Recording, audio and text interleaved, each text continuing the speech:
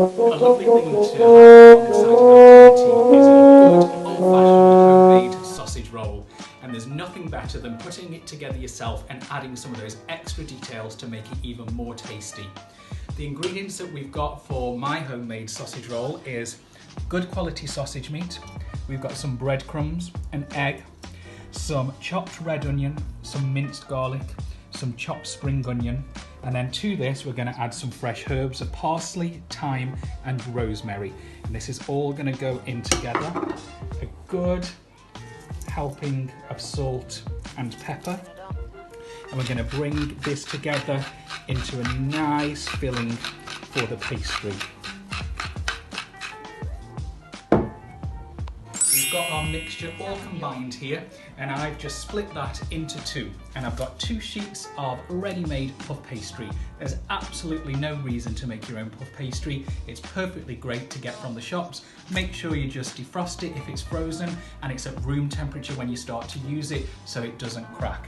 And what we're simply going to do is we're going to smooth our filling all the way along, but we're going to leave about 1.5 inches at the top of the sausage roll, and that means we've got something that we can start to roll with. If you do it right at the end, then there's just a tendency that it might not quite roll over enough. So you're going to make a nice shape inside here, taking it to the end, and I like to make one nice long one, bake it, and then slice it when it's ready to serve. Once you've got your filling here, you're just going to take the end of your pastry and we're just going to start to roll, and as you do, just tuck under as it goes to make sure it's nice and tight and we've got that lovely shape all sticking together. Now when we get to this point here, what we want to do is a good egg wash across the top here so that we can seal that over as we go.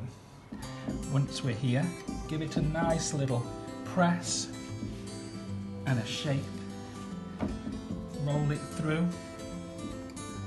Make sure you've got plenty of filling towards the end. Nobody likes the end piece with no filling in. Everybody goes for the centre ones. Roll it through. So we've got a lovely sausage roll shape there. And then with a knife, where you're going to slice, just score as you go along. This will help when it comes to slicing after. And then you're going to take this over onto your baking tray and you're going to give this a really, really good egg wash to get a lovely crisp golden crust.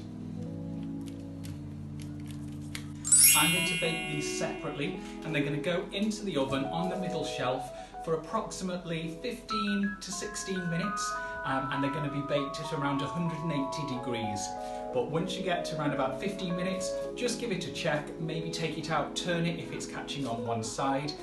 But the important thing is, because it's got that filling inside, it does need to be cooked through so that that sausage meat is nice and rich and cooked and hot on the centre. So if you have a probe, you can use that, or pop a skewer in and just pull it through and then give it a touch test, and that should tell you whether or not it's ready to eat.